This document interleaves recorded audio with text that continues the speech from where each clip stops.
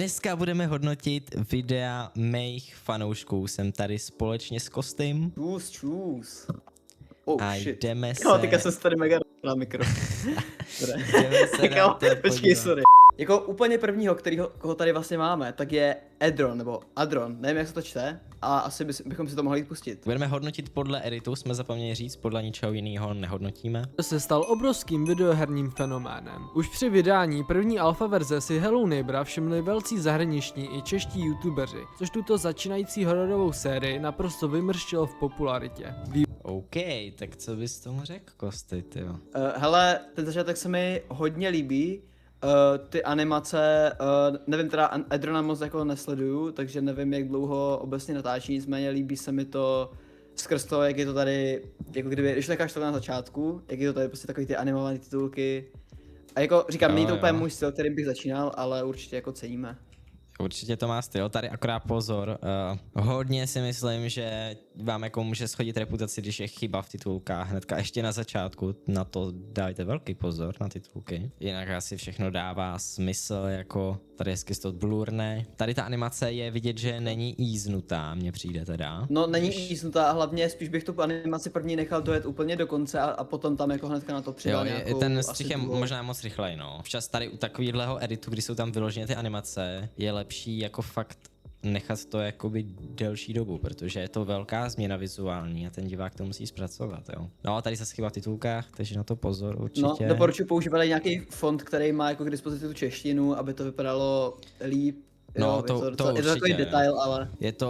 Je to blbý prostě mluvit česky a mít tam titulky bez diakritiky, jo. Vypadá to divně prostě. První známky vývoje se objevují už v roce 2004. A tady klasická televize, o tom už jsem mluvil v mém minulém videu. První náhled na hru se objevil v roce 2015 na oficiálních stránkách studia Dynamic. Dokonce i hudba, kterou používám, to je ten Digital Jo, taky Dreaming, právě používám jo, na takovou. jo. Které za celým Hello Neighborem stojí. Vývojáři se rozhodli rozjet na Kickstarteru kampaň, pomocí které by vše financovali. Kampaň se stala velkým neúspěchem, kdy z požadovaných $100 000 vybrali pouhých 12%. Uběhl další rok a Dynamic Pixels podepsalo smlouvu s vydavatelstvím Tiny Build. První zásadní událostí v historii Hello Neighbora je vydání... Tady pozastavit, tak jak řekl to Time Build, tak ta animace tam přišla taková pozdě, že jako až jakmile řekl to Time Build, tak se tam objevila ta animace, nevím, jestli z toho všiml. Pixels podepsalo smlouvu s vydavatelstvím Tiny Build. No, že jak řekl to Time Build, teda Tiny Build, tak prostě se jako vysunula ta animace, chápeš, že už by to jako mělo být jako zatím, co to říká. Jako je to takový malý detail, ale chápeš. Jo, tak to je takový to, no. První zásadní událostí v historii Hello Neighbora je vydání prvního traileru. Trailer byl na YouTube vydán 29. září a už v prvním měsíci na... Tady si myslím, že určitě mohl být text, jakoby ten datum. A jinak nevím, ještě možná si kousek pustit. Sbíral přes 600 000 zhlédnutí. Tady to ten, jmenuje se to, myslím, jitter. Tady ten efekt tohohle z toho textu, kdy on se to tak vůbec jako... nepoužívám, takže nemůžu říct. No, on se takhle jako klepe, je to takový efekt, no, když se podíváte, tak on se prostě jakoby mění to pozadí za ním. Myslím, že se tomu říká jitter právě, tady tomu stylu textu. Mně se to nikdy nelíbilo, ale to už prostě zacházíme do toho, co se nám líbí a ne, už to není jako objektivní. Hele, jenom potřeba zmínit, my se tady spíš budeme zaměřovat na takový více detaily, nebude to nějaký vyloženě přímo jako tak na to video, spíše na takový detaily, co třeba například můžete zlepšit a takový podobné věci. Ok, hele, já bych to viděl, že tady u Adrona si skončíme, můžeme se podívat na ten kanál.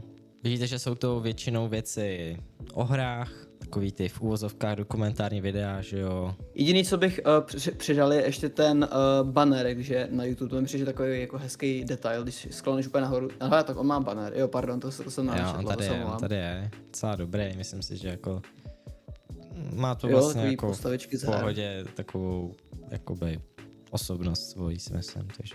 Jo. Ale kámo, já jako fakt cením ty views, on má fakt jako na každém videu jako fakt 10 až klidně jako 40 000 views jsem tam myslím dokonce někde viděl. Tady pade na Angry Birds, tyjo. Pade dokonce, no. Takže dobrý, jako. To je hodně huge. Tak on ty videa má reálně úspěšnější než my dva dohromady. Kolik tomu dáme z 10 tomu videu? Hele, já si myslím, že když se podíváme jako na ten edit, obecně i kdybych to měl shodnotit s tím kanálem, já bych tomu dal solidních třeba 7, 8 z 10. Já to vidím asi taky 7 až 8, no, protože jako tam... Tak se to tam na nějakých 7,5 z 10, to si myslím, že takže je 7 docela... plus 10, je to tak. Jdeme na další video, které se jmenuje Vyzkoušel jsem život short youtubera na týden. To jsem upřímně zvědavý, to je takový ten zahraniční koncept. Celý internet je v dnešní době zaplaven krátkými, většinou úplně stupidními videi. Ať už na Instagramu, TikToku nebo na YouTube Shorts. Položil jsem si ale otázku, Hele, přijde mi jaké tak je to moc být tím, výrazný ty efekty jenom, bych Jo. to spojil k tomu, jakože. Chtěl jsem to teďka zmínit, jakoby ten sound design tady pokulhává trošku, no. celý internet je v dnešní době zaplaven krátkými, většinou úplně stupidními videi. Ať už na Instagramu, TikToku Kam nebo bych to na spíš zesílil, teďka to slyším úplně třeba Jo, mega počkej, potichu, já jak jsem to to- slyšíš ty. Shorts. Položil jsem si ale otázku, jaké je to být tím, kdo ten obsah vytváří? Stane se ze mě Vlastně ty animace, ono mi to nebylo špatný podle mě, ale ten sound design tomu ubírá, no. Já jsem právě úplně tu stejnou chybu vlastně udělal, když jsem dělal video o Kellinovi, kde vlastně taky ty, myslím si, že ty animace nebyly vůbec jako špatný, ale ty sound efekty byly tam jako strašně moc slyšet a fakt jako je to dobrý si na to dát pozor, protože potom to ve finále už jako ničí to celý video a doporučuji jako nepřepískávat to, protože pak to vypadá jak třeba nějaký jako pokec video, kde vlastně to máte samý sound efekt a jak je tam jako furt nějaký střih, furt se tam něco děje, tak se na to reálně jako podle mě nedá koukat, takže to je taková poznámka. To už je prostě takový to, no, o tom stylu, ale tady to k tomu nesedí, hlavně ty sound efekty jsou evidentně jako stažený někde z YouTube asi, nebo takový ty nejobyčejnější, jo, takže. Tak jo, asi můžeme jít dál. a budu po tomhle videu vůbec ještě normální? Všechno to Okay. vůbec ještě normální. Co to je za závěr? Všechno to muselo začít výběrem obsahu, který budu natáčet. Vybral jsem si Minecraft videa, a to 3 druhy. Extrémně brainrot edity na Unstable Universe, Minecraft Ale je ne. stará aspoň rok, a poté prostě okopírované videa od jiných youtuberů.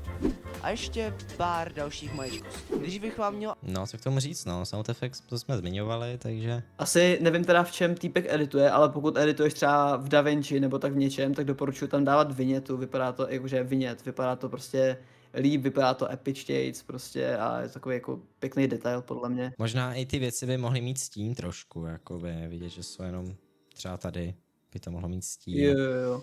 Aby to vypadalo takový víc Možná. jakoby 3D, nebo jak to říct. 6 videí, prostě raketa. Stačí, aby se jich pár uchytilo a už to jede. Například u nás je dokonalý příklad content farmy dětský youtuber Bouchal, který nevím jestli dnes, ale rozhodně jednu chvíli za jeden den vyprodukoval klidně 5 Kámo, ten videí. beam, ty vole, to bylo píp. Jo. Tak teďka, kámo, já nevím, jestli to mám jenom já, ale YouTube má prostě takový update, který má jenom 3 videa vedle sebe a jsou větší, kámo, ten nejhorší update, který YouTube vydal. Já nevím, jestli tak máš i ty. To si pamatuju a hlavně mně se začalo stávat, že se mi začaly jakoby snižovat kvalita miniatur, jakoby na náhledu, že prostě vypadá jak hovno. Jo. Počkej, já to asi divákům ukážu na svém. Tak tady prostě vidíme 3 vedle sebe a ty miniatury, přestože jsou klidně jako ve Full HDčku zpracovaný, tak jsou jako úplně rozpixelovaný, no to teďka tady tolik nejde vidět, ale když to trošičku ještě přiblížím takhle, tak fakt jako není to dobrý ta kvalita, není to dobrý. Někdy i víc. Takže jo, tohle je teda Content Farma a my bychom se mohli vrhnout na první styl videí. Jako první jsem se vrhl na edity z Unstable Universe. Jak asi víte, tyhle edity jsou v dnešní době asi nejúspěšnější forma Minecraft shortů na YouTube.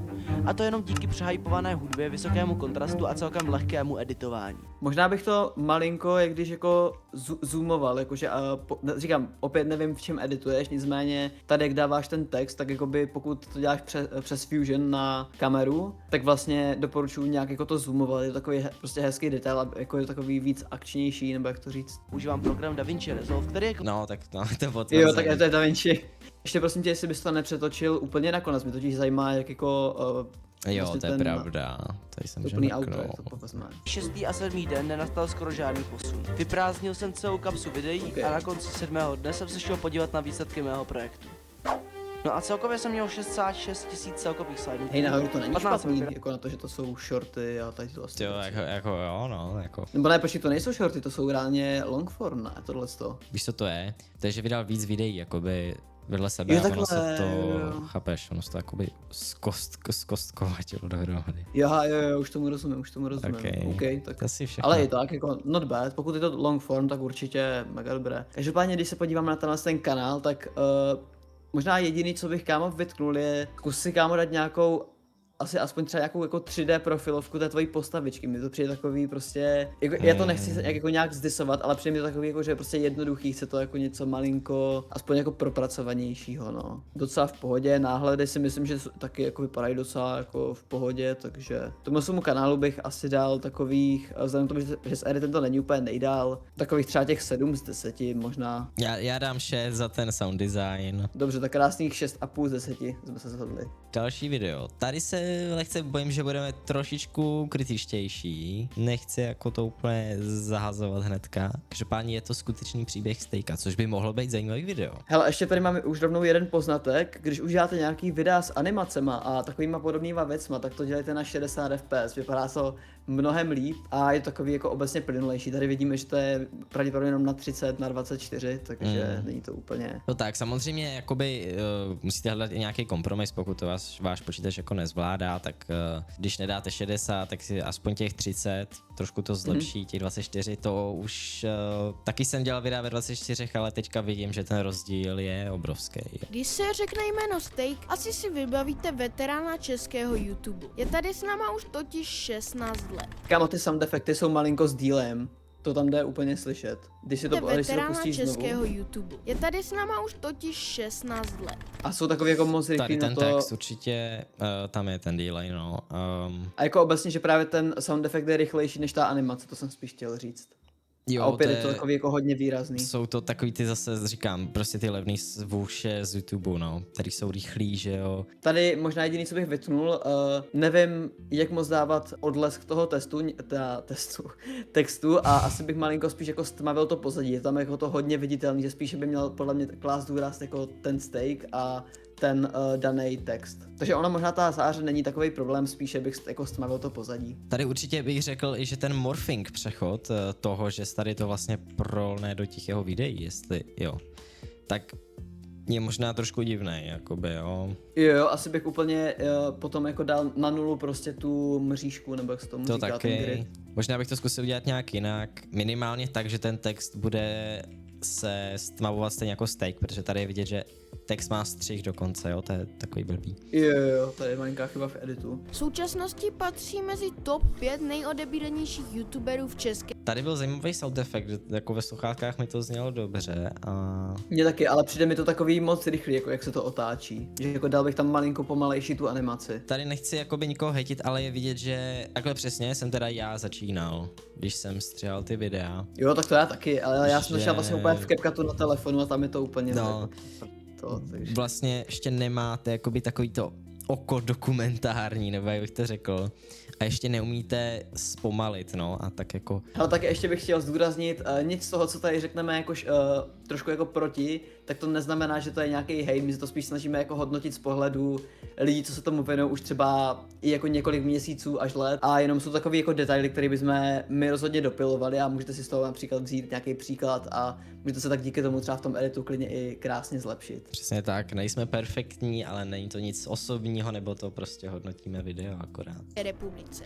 A 59 jeho videí přesáhl 1 milion. Tady to je docela blbý, jak je to přizumovaný. A ještě Jo. ta malá snímková frekvence. Nikdo to nezvládne ani přečíst, což je docela nepříjemný, když nezvládáte ani přečíst text, jo, který tam je. A tady těžko, protože podívejte se, jak moc to skáče o snímek. Znám je hlavně díky své sérii 20 faktů a vlogů, kde mimochodem drží Guinnessův rekord.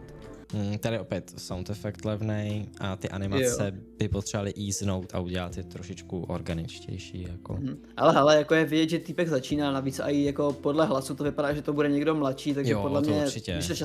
když to jako časem dopiluje, tak si myslím, že jako jednou by to mohl někam jako dotáhnout, protože jako takový animace, to jsem ani možná já v tom jeho věku jako nedělal. Říkám, Jo. nevím, kolik vůbec je týpečkovi, ale vypadá to, nebo není to holk, tak já bych tady dal ke jako blbost, já se fakt omlouvám, Já teďka jsem taky právě přemýšlel, ne, já nechci nikoho urazit, ale fakt nevím, jestli to je kluk nebo holka teďka, jo. taky nevím, to je jedno. Pokud to bude asi v komentářích, tak když tak může to objasnit, ale ono přes mikrák to občas nejde prostě poznat, ještě když je člověk mladší, takže Tady vidíte, že registrace minulý rok, před rokem.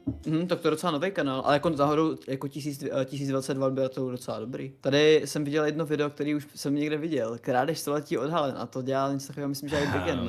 Jenom taková jedna věc, doporučuji dělat spíš jakoby content, který třeba funguje v zahraničí. Nějakým způsobem se spíš jako vyhnout videím, který už tady minimálně před jako krátkou dobou někdo natáčel. Že třeba tohle to už jako bude podle mě starší videjko, takže pokud by to bylo nějak jako fakt dobře podaný, tak si myslím, že by to klidně i mohlo mít nějaký hodně dobrý potenciál. Nicméně pokud jako už vidíte, že někdo prostě třeba týden před váma udělal video, já nevím, právě třeba o Steakovi, tak pokud jako si nemyslíte, že by to bylo jakože o hodně lepší, nebo už to nemáte rozpracovaný, tak spíš jako zkuste jiný téma a vydat to třeba to video o Steakovi až za půl roku klidně. Je to podle mě jako mnohem lepší pro algoritmus. Dělám?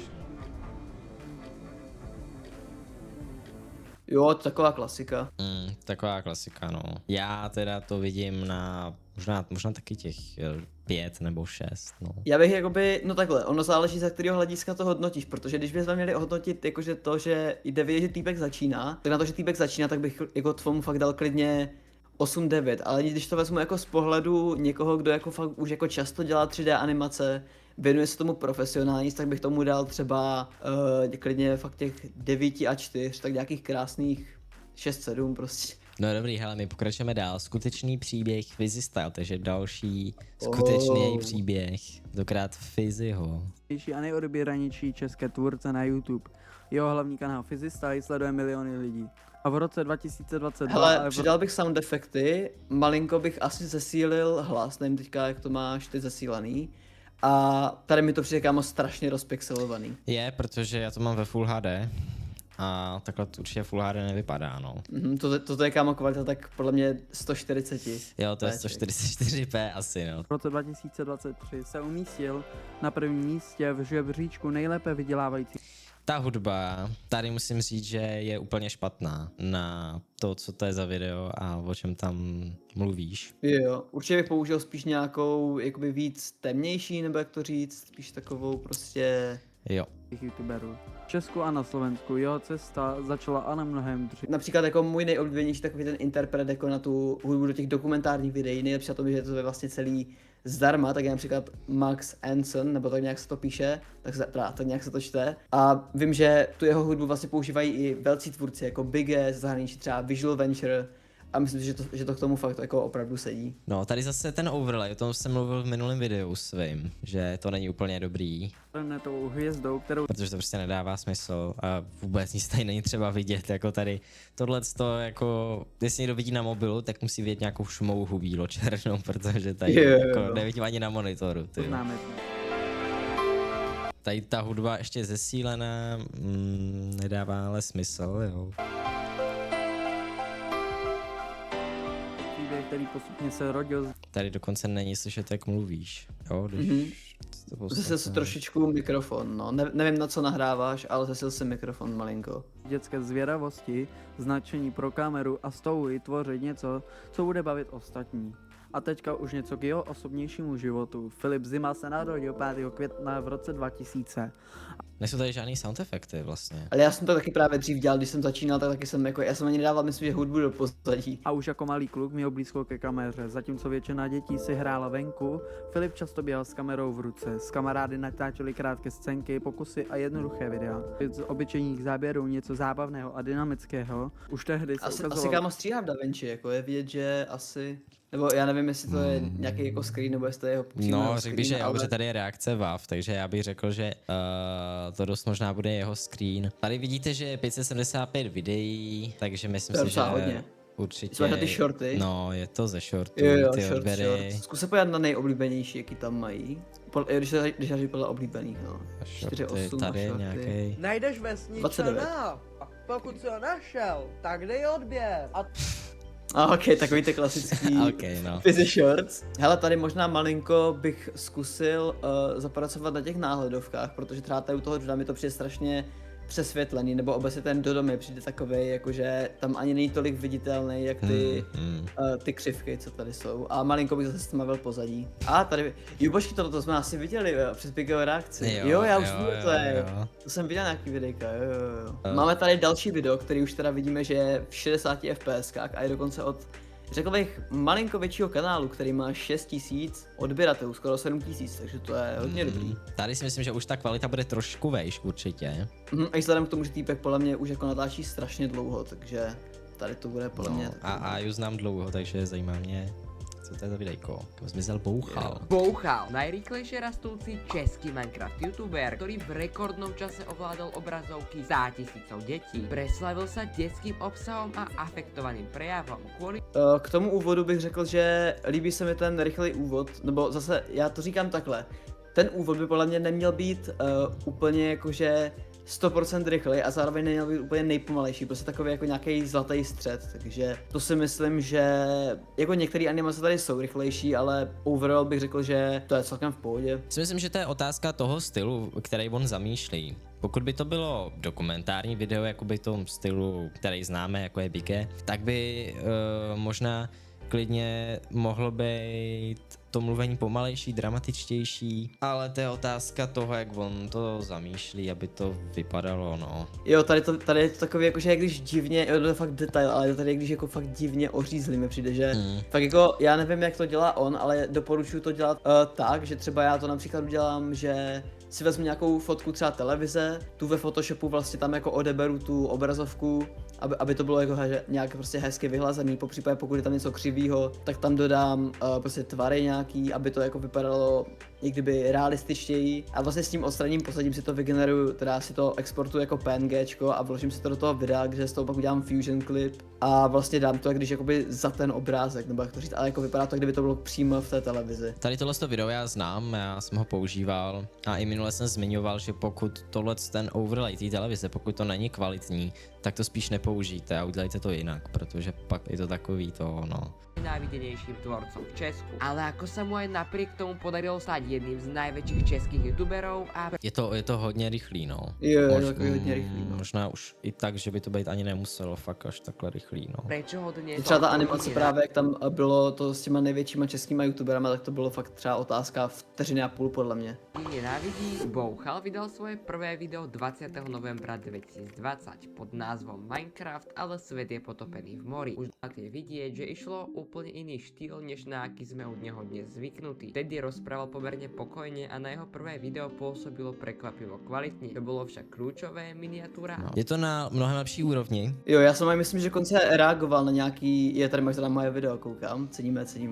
Každopádně jsem chtěl říct, tak já jsem právě i jako reagoval na můj Double Coasty kanál, kde teďka moc natáčím. Tak jsem právě reagoval na jedno z videí a myslím si, že jako tohle tvorba je hodně dobrá, takže... Jo, takže a já to má dost dobrý, já bych tomu videu dal teda 8 z 10. Možná bych si trošičku pohrál s tím rytmem toho editu, by možná nemusel být tak jako rychlej. Jinak ty videa už mají dobrý miniatury, tady tyhle si to už jako vypadá. Tady jako koukám, že má spoustu lidí jakože pro pouze členy, ale doporučuji, pokud to bude mít úspěch, tak třeba za měsíc to dát klidně jako public, že myslím si, že tohle by zrovna jako mohly být videa, který by dali hodně views a mohli by ti ve finále vydělat víc než z toho členství, bych řekl, takže. Poslední absolutně podle mě nejlepší kanál, který jsme tady dneska měli, je to, jak úspěšně začít na YouTube v roce 2026 bez chyb. To my bychom měli všechno znát, protože jsme ostřílení youtubeři. Je to tak, je to tak. Začátky na YouTube, období, na který já vzpomínám úplně nejvíc, no a taky období, kdy si určujete, jak bude váš kanál vypadat a jak bude růst. No a v dnešním videu vám Kámo, ten edit se mi hodně líbí, to je reálně edit, nebo jakože možná by to mohlo být malinko pomalejší, ale reálně to je edit, který bych potom zháněl na později na taky jeden takový menší projektík, takže kámo, pokud tohle video sleduješ a cíjáš to třeba ty, nebo pokud máš nějakého editora, kámo, pošli mi ho na Instagram, prosím. Tady mně se líbí, jak opravdu jsou ty animace easy, toho zoomu.